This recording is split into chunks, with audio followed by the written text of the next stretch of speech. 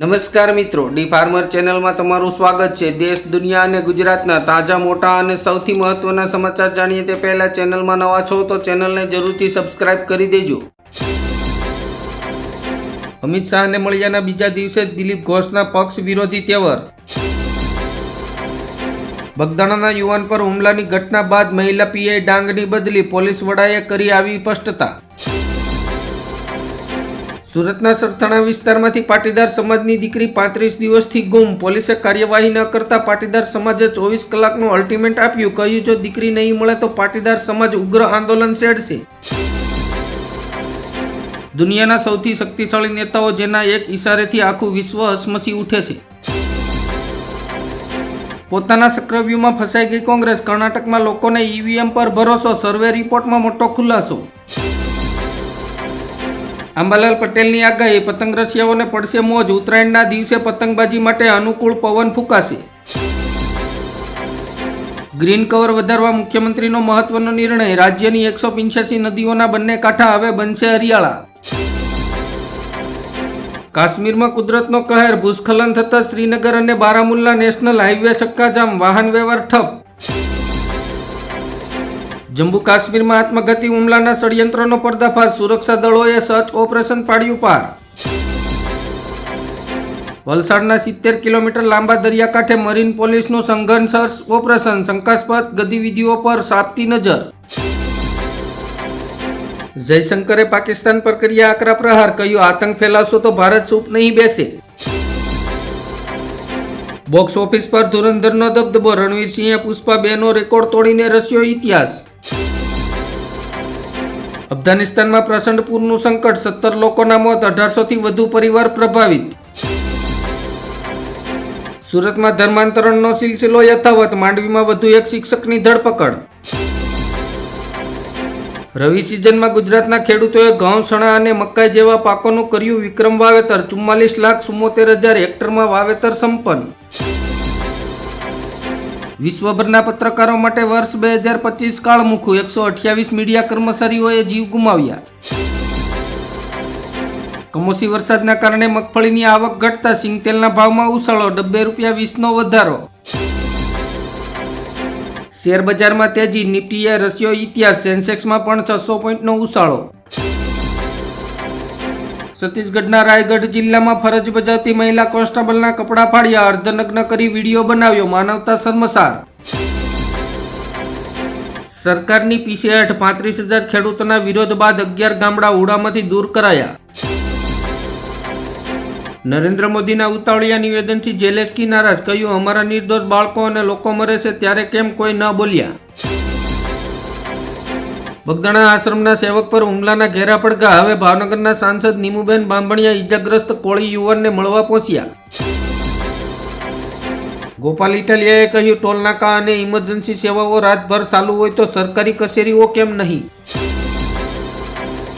નર્મદા જિલ્લાના સાગબારા ખાતે સરકારી કાર્યક્રમમાં અવગણના થતા ધારાસભ્ય ચૈતર વસાવાએ મંત્રી સહિત અધિકારીઓનો ઉઘાડો લઈ નાખ્યો।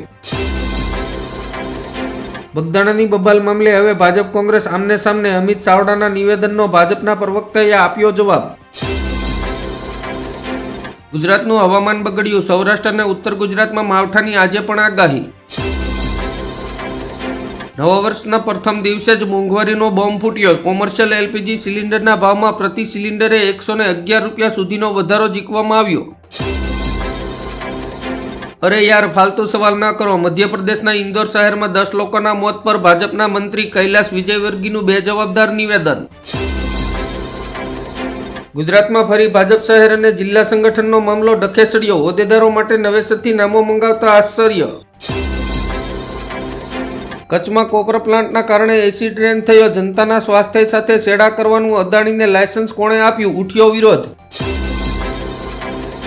1 ફેબ્રુઆરીથી સિગરેટ પર 40% જીએસટીની સાથે નવી એક્સાઇઝ ડ્યુટી વસૂલાશે, નાણાં મંત્રાલયનો આદેશ। અમેરિકનોને ઘૂસવા નહીં દઈએ, 2 આફ્રિકન દેશોએ પણ ટ્રમ્પને બતાવ્યો અરીસો, જેવા સાથે તેવાની નીતિ અપનાવી। 11 વર્ષ બાદ વડોદરામાં ફરી આંતરરાષ્ટ્રીય ક્રિકેટનો રોમાંચ, 11 જાન્યુઆરીએ કોટંબી સ્ટેડિયમમાં ભારત અને ન્યૂઝીલેન્ડ વનડે, આજથી ટિકિટનું વેચાણ શરૂ। વડોદરામાં ઓનલાઈન ગેમિંગની લતોનો ચોંકાવનારો બનાવ. ગેમિંગની લતે સડેલી પોત્રીએ દાદીના પેન્શનના 4 લાખ ગુમાવ્યા. બગદાણા વિવાદમાં નવા વળાંક. નવનીતભાઈ બાલેસિયા પર હુમલામાં 8 નામ ખુલ્યા. સૌરાષ્ટ્રની સૌથી મોટી ગણાતી રાજકોટની સિવિલ હોસ્પિટલમાં 300 થી વધુ જુનિયર ડોક્ટરો હડતાલ પર. આરોપી સામે કડક કાર્યવાહીની માંગ. ભારતમાં શિક્ષણની નવી ક્રાંતિ. 2026 થી તમામ બાળકોને ધોરણ 3 થી શીખવવામાં આવશે AI. ઠાકોર સમાજનો ક્રાંતિકારી નિર્ણય. એક જ સમાજ એક જ રિવાજના સૂત્રો સાથે અમલી બનશે આ 16 નવા નિયમ.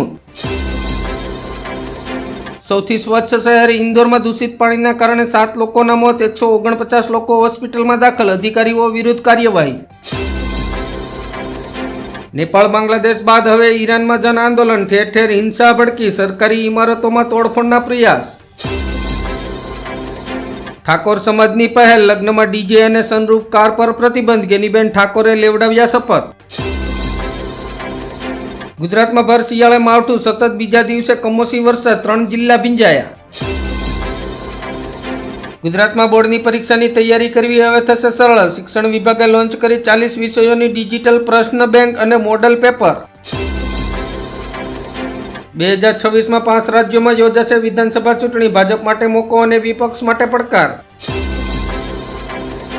માયાભાઈ આહિરના દીકરાના ફોન બાદ બગદાણાના આગેવાનો પર હુમલો. કોળી સમાજ આવ્યો મેદાને. અંબાજીમાં પોષી પૂનમે માં અંબાના પ્રાગટ્ય મહોત્સવની ઉજવણી. ઝાંખીઓ સાથે નીકળશે શોભાયાત્રા. મયુર સિંધેએ ટિકિટ મેળવવાની લાલચમાં માત્ર 8 દિવસમાં 3 વાર બદલી પાર્ટી. એનસીપીમાંથી ફોર્મ ભરીને ચોંકાવ્યા. ધોરાજીમાં આમ આદમી પાર્ટીનો બળવો. રોડ પર સમાધિ લઈને અનોખો વિરોધ. ટ્રાફિકના ચક્કાજામ વચ્ચે પોલીસ સાથે ઘર્ષણ. ભવિષ્યમાં કોઈ કોળીનો સાળો ન કરે. બગદાણાના નવનીત પર થયેલા હુમલા મામલે એમએલએ હીરા સોલંકીએ ઠાલવ્યો આક્રોશ. 1 જાન્યુઆરી 2026 થી બદલાઈ જશે ટીવી ફ્રીજ ખરીદવાની રીત. હવે સ્ટાર રેટિંગ થયું ફરજિયાત. ભાજપ નેતા સંગીત સોમે શાહરૂખ ખાનને દેશનો ગદ્દાર કહ્યું. આઈપીએલમાં બાંગ્લાદેશી ક્રિકેટરોને લઈને ભારે વિવાદ સર્જાયો. બાંગ્લાદેશમાં ઉગ્રવાદીઓ બેફામ બન્યા. વધુ એક હિન્દુ વેપારીને જીવતો સળગાવવાની કોશિશ. પેટ્રોલ છાંટીને આગ લગાવી દીધી. ડિસેમ્બરમાં 6.1% વધ્યું જીએસટી કલેક્શન. સરકારી ખજાનામાં આવ્યા 1,74 કરોડ. વિરાટ કોહલી અને રોહિત શર્માને લઈને જોરદાર ક્રેઝ. ભારત અને ન્યૂઝીલેન્ડ વચ્ચેની પહેલી વનડેની ટિકિટ માત્ર 8 મિનિટમાં જ વેચાઈ ગઈ. 27 લાખ મુસાફરોને નવા વર્ષે જ ફટકો. ગુજરાત એસટી બસના ભાડામાં આજે મધરાતથી 3% વધારો.